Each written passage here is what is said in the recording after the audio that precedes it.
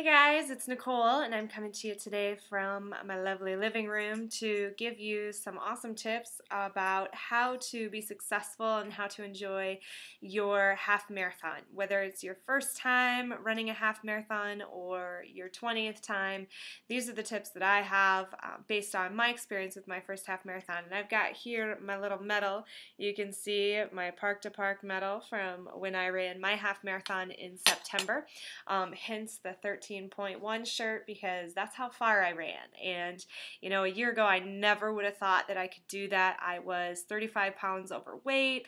I was out of shape after having had my son, and I made a goal and I put my mind to it, and a year later I am so proud to say that I finished my half marathon in under my goal time of 2.5 hours. Not by a lot, but I finished in 2 hours and 26 minutes, and I'm so proud of that. So I'm just excited that you're watching this video, and I hope that you're pumped about your half marathon, or if you're just thinking about signing up for one, seriously, do it.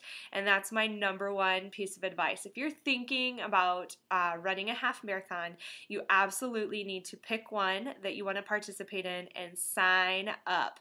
Whether you have doubts in your own abilities or not, you need to sign up and you need to put it out there, and you need to share it with people. You need to tell people what you're doing so that it's out there and you can't back out, because you don't want to disappoint people. You want to live up to your own goals and your own dreams and your own expectations. So number one, set that goal that you're going to run it. Give yourself that timeline of when you're going to do it, and pay that registration fee. Most time you get a sweet t-shirt or something anyway, so at least you'll have something to show for it afterwards.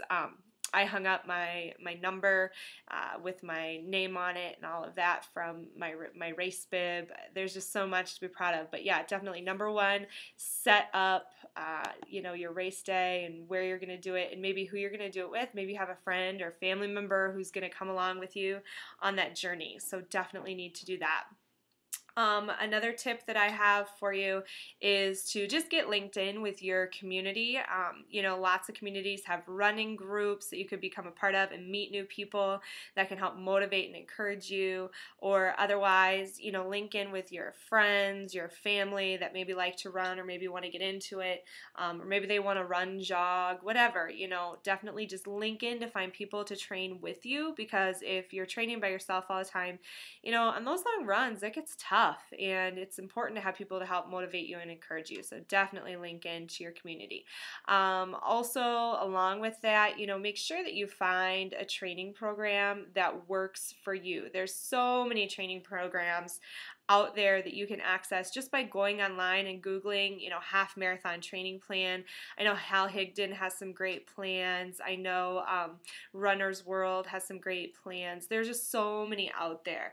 So just Google it, and if you want, you can go to my blog, NicholeSeek.com, and I have a post about this same topic, half marathon tips, in case you're not taking notes. And you can access it there, and it has links actually to like 4 of my favorite training plans that you could check out and see if that works for you. And if not, like I said, Google it. There's other ones out there that you can find that will work, and that's all that matters.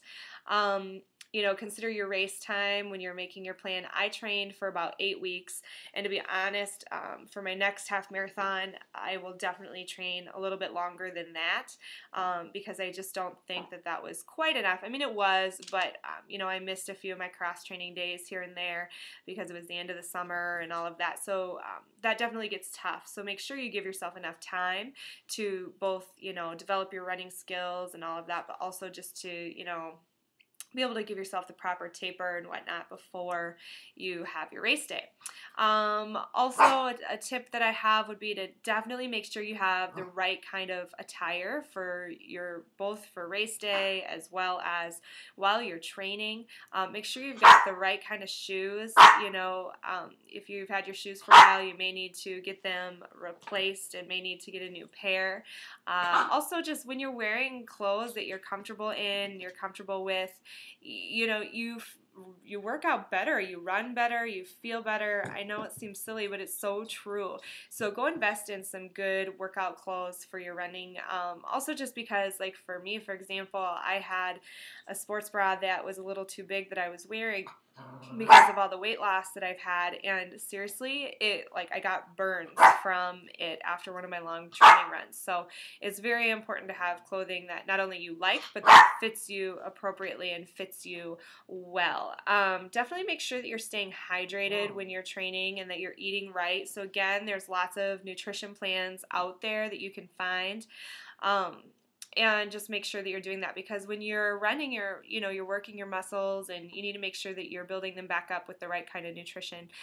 For me, when I was training, something that I did every day was take a meal replacement protein shake called Shakeology, and it, number one, gave me tons of energy, and there's not caffeine or anything in it. It's like seriously 5 trips to the salad bar, and it tastes phenomenal.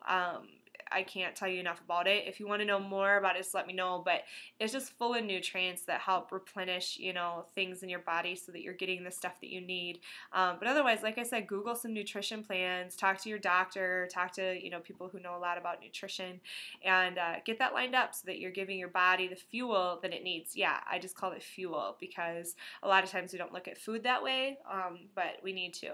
And as far as the hydration, that's a lot of times why we feel really groggy or tired, is our body's not getting enough water. So make sure that you're drinking, we're supposed to have like 8 glasses a day, and when you're working out, you should actually double that. So invest in a sweet water bottle and keep it filled all the time, and keep track of how much you are drinking. Definitely, when it comes closer to race day, make sure that you don't change what you've been doing. Don't all of a sudden try some weird gel, or try and change your eating patterns or whatever. Stick with what you know, especially on race day. If you're used to having something for breakfast, have that on race day. If you're used to running using Body Glide or whatever to help prevent chafing, then use that. Don't try and use some other strange something or other the day of the race. You will regret those sorts of decisions. Don't wear a brand new pair of shoes to run your half marathon if they're not broke in. Just be smart, be wise. You want to make sure that you have a great experience and it's something that you enjoy and want to do again, and if you don't do it right, then you might not. Make sure that you have fun, both with your training and on your race day, especially race day. You've worked so hard, and you just need to enjoy every minute. Is it going to be tough at times? Heck yeah. I had some miles where if my sister wouldn't have been running it with me, I'd have been walking. But thankfully I had my sister to keep me going, and now I've got that medal I showed you. Yeah, right there. See it? I got that medal because I kept going, and I didn't walk, not once. I pushed myself, and I enjoyed every minute, even the tough minutes, because you know what? It was those tough minutes when I kept going that meant the most. And I can tell you flat out, there are not a lot of experiences like I had in my, that day when I crossed the finish line. It's amazing. It's incredible. I cannot even tell you how overwhelmed with emotions I was. Seriously, I was bawling like a baby, and my husband was seriously like, "Are you okay? Are you hurt?" He was all worried, and it was seriously, I was just overwhelmed with just pride and emotions, and oh man, I can't even tell you. It's something that you seriously will never forget. And I can't wait to hear your half marathon story. I can't wait for you to share with me what half marathon you're doing, or maybe what you've already done, where it was, how it went. I'd love for you to share that with me. And you can either find me on Twitter at Nichole Seek, or I mentioned my blog before. I'm on Facebook too if you want to find me there. I'll leave a link at the end of this video. I just love to connect with you and just chat and share tips. So those are some of my big tips. Oh, I think I forgot one of the biggest ones, which is to have a great running list. Lots of people really benefit from that. For me, I did, because I had to do a lot of my runs on my own. So I had a really awesome list that I can thank at Whitney Jolyn for helping me create.